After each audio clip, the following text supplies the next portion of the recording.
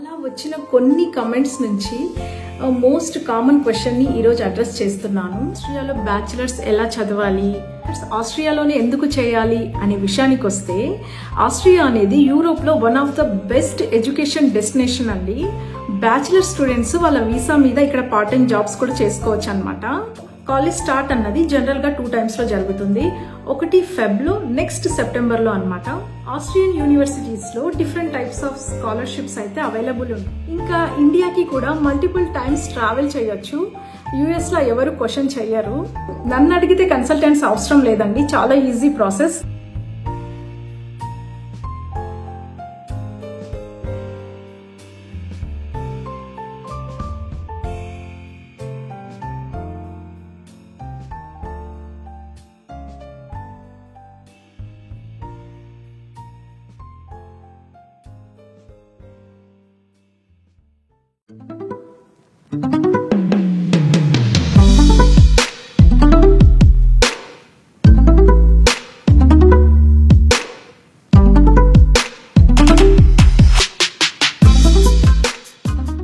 Hi, hello, నమస్తే, ఎలా ఉన్నారు?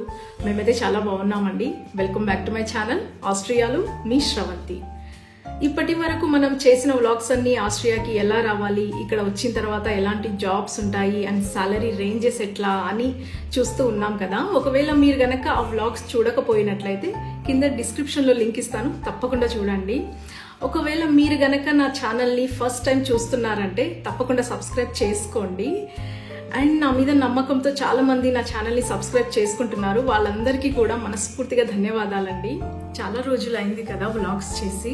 అవునండి, కొంచెం హెల్త్ ఇష్యూస్ అండ్ బిజీ అయిపోయాను, అందుకని ఇంకా వీడియోస్ పోస్ట్ చేయడం అయితే లేట్ అయిపోయింది. అయినా కూడా నా ఛానల్ను చాలా మంది చూస్తూ వస్తున్నారు అండ్ ఎవ్రీడే చాలా కమెంట్స్ కూడా వస్తున్నాయి నాకు. అలా వచ్చిన కొన్ని కమెంట్స్ నుంచి మోస్ట్ కామన్ క్వశ్చన్ని ఈరోజు అడ్రస్ చేస్తున్నాను. ఈ రోజు వ్లాగ్ ఏంటంటే, నన్ను చాలా మంది కామన్ గా అడిగిన క్వశ్చన్, అక్క అక్కడ బ్యాచిలర్స్ ఎలా చేయాలి అండ్ ప్రాసెస్ ఏంటి, దాని గురించి కొంచెం చెప్తారా అని చాలా మంది అడిగారు. దాని గురించి నాకు తెలిసినంత వరకు ఇన్ఫర్మేషన్ ఇస్తాను. హోప్ మీ అందరికీ కూడా యూస్ఫుల్ గా ఉంటుందని అనుకుంటున్నాను. యాజ్ యూజువల్ నేను మాట్లాడుతూ ఉంటాను, మీరు వింటూ ఉండండి. సో పదండి వీడియోలోకి వెళ్ళిపోదాం. ఈ వ్లాగ్ లో మనం ఆస్ట్రియాలో బ్యాచిలర్స్ ఎలా చదవాలి, ఏ కోర్సెస్ ఉంటాయి, ఎంట్రన్స్ ప్రాసెస్ ఏంటి, ఫీజ్ అండ్ స్కాలర్షిప్స్ గురించి, స్టూడెంట్స్ జాబ్స్ గురించి డీటెయిల్గా మాట్లాడుకుందాము. ముందుగా అసలు బ్యాచిలర్స్ ఆస్ట్రియాలోనే ఎందుకు చేయాలి అనే విషయానికి వస్తే, ఆస్ట్రియా అనేది యూరోప్లో one of the best education destination అండి. ఇక్కడ ఉన్న యూనివర్సిటీస్కి వరల్డ్ వైడ్గా చాలా మంచి రికగ్నిషన్ ఉంది. ఎస్పెషల్లీ బిజినెస్ అండ్ టెక్నికల్ కోర్సెస్కి, మ్యూజిక్ అండ్ ఆర్ట్స్కి చాలా ఫేమస్ అన్నమాట. ఈ విషయాలన్నీ మన ఇండియాలో ఉన్న స్టూడెంట్స్కి చాలా మందికి తెలియదు. మోస్ట్లీ వాళ్ళు ఎక్కువగా యూకే, యుఎస్, జర్మనీ, కెనడా అనే ఆప్షన్స్ చూస్తూ ఉంటారు. ఈవెన్ ఇక్కడ కొన్ని హయ్యర్ స్టడీస్ ఫ్రీగా కూడా చేయొచ్చు అనమాట. పెద్దగా ఫీజు అయితే ఏముండదు. పర్ సెమిస్టర్కి 750 euros నుంచి 1200 euros వరకు పే చేయాల్సి ఉంటుంది. అండ్ కోర్సెస్ అయితే 2 లాంగ్వేజెస్లో ఉంటాయి, ఇంగ్లీష్ అండ్ జర్మన్లో ఉంటాయి. ఆస్ట్రియా సెంటర్లో ఉంటుంది కాబట్టి యూరోప్లో ఉన్న అన్ని కంట్రీస్కి ఈజీగా ట్రావెల్ చేయొచ్చు. ఇంకొక పెద్ద అడ్వాంటేజ్ ఏంటంటే, బ్యాచిలర్ స్టూడెంట్స్ వాళ్ళ వీసా మీద ఇక్కడ పార్ట్ టైం జాబ్స్ కూడా చేసుకోవచ్చు అనమాట. అది వాళ్ళు ఎంచుకున్న కోర్స్ని బట్టి ఉంటుంది. ఇక్కడ ఆస్ట్రియాలో ఎడ్యుకేషన్ సిస్టమ్ మొత్తం ఇండస్ట్రీ అండ్ ప్రాక్టికల్ ఎడ్యుకేషన్ని ఫాలో అవుతూ ఉంటారు కాబట్టి ఇక్కడ చదివితే వాళ్ళకు కూడా ఒక ప్రాక్టికల్ ఎక్స్పీరియన్స్ అనేది దొరుకుతుంది. నెక్స్ట్ ఆస్ట్రియాలో ఉన్న యూనివర్సిటీస్ గురించి తెలుసుకుందాము. ఆస్ట్రియాలో public universities of applied sciences అని ఉంటాయి. ఈవెన్ ప్రైవేట్ యూనివర్సిటీస్ కూడా ఉంటాయి. నాకు తెలిసి కొన్ని పెద్ద పబ్లిక్ యూనివర్సిటీస్ ఏంటంటే, university of Vienna, technical university of Vienna, university of grads, technical university of grads, FH Johanneum for Applied Sciences, Model University for Hospitality and Tourism, University of Music and Arts, Campus 02, ఇలాంటి చాలా పెద్ద universities ఉన్నాయి. Almost ప్రతి సిటీకి 2 పెద్ద universities ఉంటాయి. మీకు కావాల్సిన కోర్స్కి సంబంధించిన ఇన్ఫర్మేషన్ మొత్తం ఆయా యూనివర్సిటీకి సంబంధించిన వెబ్సైట్స్లో క్లియర్గా ఉంటుంది. మీకు ఏమైనా క్వశ్చన్స్ అండ్ డౌట్స్ ఉంటే మీరు డైరెక్ట్గా యూనివర్సిటీకి మెయిల్ చేస్తే వాళ్ళు తప్పకుండా మీకు రిప్లై ఇస్తారు. లేదంటే మీకు తెలిసిన వాళ్ళు ఎవరైనా యూనివర్సిటీలో చదువుతున్నారంటే వాళ్ళు కూడా మీకు హెల్ప్ చేస్తారు. మోస్ట్లీ ఇంటర్నేషనల్ స్టూడెంట్స్కి అని చెప్పి ఒక స్పెషల్ టీమ్ ఉంటారు. వాళ్ళు ప్రతి క్వశ్చన్కి రిప్లై ఇస్తూ ఉంటారనమాట. ఇక్కడ బ్యాచిలర్స్ చేయడానికి ఎలిజిబిలిటీ ఏంటి, ఎంట్రన్స్ ప్రాసెస్ ఎలా ఉంటుంది అనే దాని గురించి మాట్లాడుకుందాము. ఫస్ట్ ఇంపార్టెంట్ క్వాలిఫికేషన్స్ ఏంటంటే మీ ఇంటర్మీడియట్ అనేది పూర్తయి ఉండాలి. మీరు ఇంటర్లో చదివిన సబ్జెక్ట్స్కి బ్యాచిలర్స్లో చూస్ చేసుకున్న సబ్జెక్ట్స్కి సంబంధం ఉండాలి. లైక్ ఫర్ ఎగ్జాంపుల్ మీరు ఇంటర్లో బైపీసీ తీసుకున్నారనుకోండి, బ్యాచిలర్స్లో కూడా నేచురల్ లేదంటే బయాలజికల్ సైన్స్లోనే కోర్సెస్ ఎంచుకోవాలన్నమాట. కంప్యూటర్ లేదంటే ఐటీలో మీరు తీసుకోలేరు. ఇక్కడ యూనివర్సిటీస్లో మోస్ట్లీ బ్యాచిలర్స్ అన్నది జర్మన్లోనే క్లాసెస్ ఉంటాయి. చాలా ఇంపార్టెంట్ ఫేమస్ కోర్సెస్ అన్ని జర్మన్లోనే ఉంటాయి.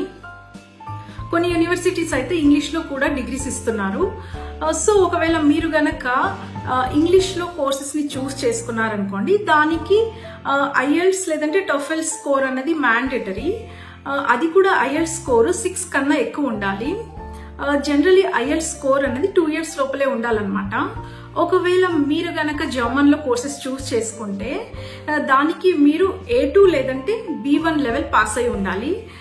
లేదంటే యూనివర్సిటీ వాళ్ళే జర్మన్ క్లాసెస్లో మిమ్మల్ని ఎన్రోల్ చేస్తారు. ఫస్ట్ ఇయర్ మొత్తం మీరు జర్మన్ మీదనే ఫోకస్ చేయాలి. నార్మల్గా సబ్జెక్ట్స్ ఏమి చదివించారనమాట. వన్స్ మీరు A2 లేదంటే B1 పాస్ అయ్యారనుకోండి, ఇంకా నార్మల్ రెగ్యులర్గా సబ్జెక్ట్స్ మీద క్లాసెస్ అనేవి తీసుకుంటారు. ఇంకా కొన్ని కోర్సెస్కి అయితే entrance exam and even interview కూడా ఉంటుందండి. మోస్ట్లీ అన్ని యూనివర్సిటీస్కి ఇదే ప్రాసెస్ అనమాట. ఇంకా కొన్ని యూనివర్సిటీస్ అయితే స్పెసిఫిక్గా రిక్వైర్మెంట్స్ పెట్టుకుంటారు.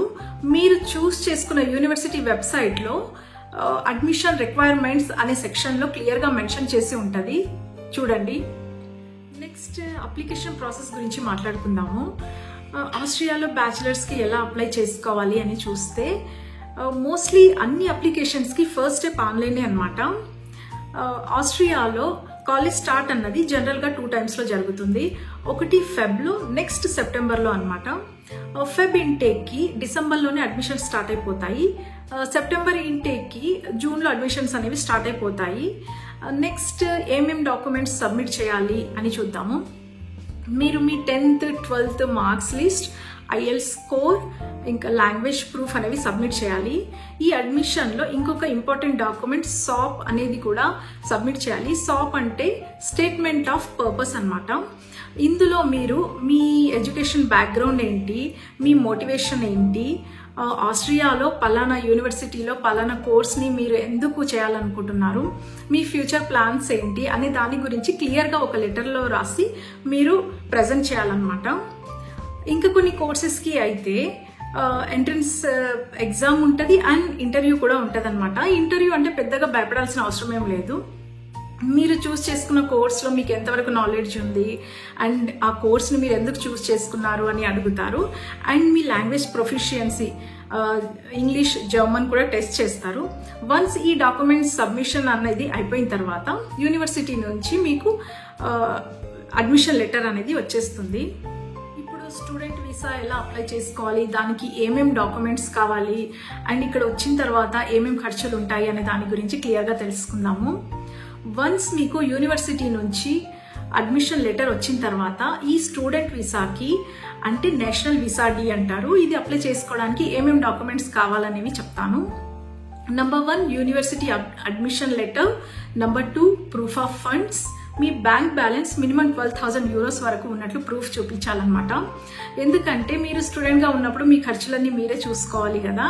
అండ్ సెమిస్టర్ ఫీజ్ కూడా మీరు పే చేయగలరు అనే ప్రూఫ్ కోసం అనమాట. Number 3 accommodation proof. Number 4 travel insurance. Number 5 IELTS లేదంటే German language proof. Number 6 travel tickets అనమాట. వన్స్ ఈ డాక్యుమెంట్స్ అన్ని మీరు రెడీ చేసుకున్న తర్వాత మీ దగ్గరలో ఉన్న విఎఫ్ఎస్ లేదంటే ఆస్ట్రియా ఎంబసీకి మీరు అప్లై చేసుకొని ఈ డాక్యుమెంట్స్ అన్ని సబ్మిట్ చేసిన తర్వాత 6 to 8 weeks లోపల మీకు ఎంబసీ నుంచి ఒక అప్రూవల్ మెయిల్ అనేది వచ్చేస్తుంది. తర్వాత మీరు డైరెక్ట్గా ఎంబసీకి వెళ్ళి ఫింగర్ ప్రింట్స్ ఇచ్చేసి ఫైనల్ డాక్యుమెంట్స్ అన్ని సబ్మిట్ చేస్తే కొన్ని వీక్స్లో మీకు వీసా అనేది స్టాంప్ చేసేస్తారు. సో ఇప్పుడు మీకు వీసా వచ్చేసింది. మీరు ప్లాన్ చేసుకున్న ప్రకారం ఆస్ట్రియాకి వచ్చేయండి అండ్ యూనివర్సిటీకి రిపోర్ట్ చేయండి. ఇక్కడ వచ్చిన తర్వాత అయ్యే ఖర్చుల గురించి ఇప్పుడు మాట్లాడుకుందాము. ట్యూషన్ ఫీ పర్ సెమిస్టర్కి 726 యూరోస్ నుంచి 1200 యూరోస్ వరకు అవుతుంది పబ్లిక్ యూనివర్సిటీస్లో అయితే. లివింగ్ కాస్ట్ పర్ మంత్కి 800 నుంచి 1200 యూరోస్ వరకు అవుతుంది. దీని గురించి నేను ఇంతకు ముందే డీటెయిల్గా వ్లాగ్ చేశాను, వీలైతే చూడండి. హెల్త్ ఇన్సూరెన్స్కి పర్ మంత్కి 65 యూరోస్ వరకు అవుతుంది. నేను ఇంతకు ముందు చెప్పినట్టు స్టూడెంట్స్ బ్యాచిలర్స్ చేసేటప్పుడే పార్ట్ టైం జాబ్స్ అనేవి చేసుకోవచ్చు అనమాట వాళ్ళ కోర్స్ని బట్టి. కొన్ని కోర్సెస్ అయితే చాలా రిలాక్స్డ్గా ఉంటాయి, కొన్ని కోర్సెస్ అయితే ఫుల్ అసైన్మెంట్స్ అండ్ వాళ్ళు ఇచ్చే టాస్క్స్తోనే వారం అంతా గడిచిపోతుంది అనమాట. స్టూడెంట్స్ ఈ పార్ట్ టైం జాబ్స్ని 20 అవర్స్ పర్ వీక్ చేయొచ్చు. ఇలా చేస్తే వాళ్ళకి అయ్యే ఖర్చులను చాలా ఈజీగా బేర్ చేసుకోవచ్చు వాళ్ళు. అండ్ ఈ స్టూడెంట్స్ పార్ట్ టైం జాబ్స్లో పర్ అవర్కి 12 to 15 యూరోస్ వరకు ఎర్న్ చేయొచ్చు. Part time jobs in Austria అనే వ్లాగ్ కూడా చాలా డీటెయిల్గా చేశాను, వీలైతే చూడండి. నెక్స్ట్ స్కాలర్షిప్స్ గురించి మాట్లాడుకుందాము. ఆస్ట్రియన్ యూనివర్సిటీస్లో డిఫరెంట్ టైప్స్ ఆఫ్ స్కాలర్షిప్స్ అయితే అవైలబుల్ ఉంటాయి. లైక్ ఓఈఏడి స్కాలర్షిప్స్, ఇది ఆస్ట్రియన్ గవర్నమెంట్ ఇస్తుంది. Next Erasmus plus, university specific scholarships కూడా ఉన్నాయి. ఈ స్కాలర్షిప్స్ అనేవి స్టూడెంట్స్కి ఫినాన్షియల్లీ చాలా హెల్ప్ చేస్తాయండి. అండ్ దీన్ని మీరు అడ్మిషన్ ప్రాసెస్ టైంలో యూనివర్సిటీతో డిస్కస్ చేయొచ్చు, లేదంటే జాయిన్ అయిన తర్వాత కూడా వాళ్ళతో డిస్కస్ చేసి అప్లై చేసుకోవచ్చు అనమాట. అండ్ ఇక్కడ స్టూడెంట్స్ లైఫ్ ఎలా ఉంటుంది అని నన్ను అడిగితే నాకేమనిపిస్తుందంటే ఇక్కడ స్టూడెంట్ లైఫ్ని ఎంజాయ్ చేయడానికైనా ఎక్స్పీరియన్స్ చేయడానికైనా ఖచ్చితంగా ఆస్ట్రియా రావాలి అని అనిపిస్తుంది.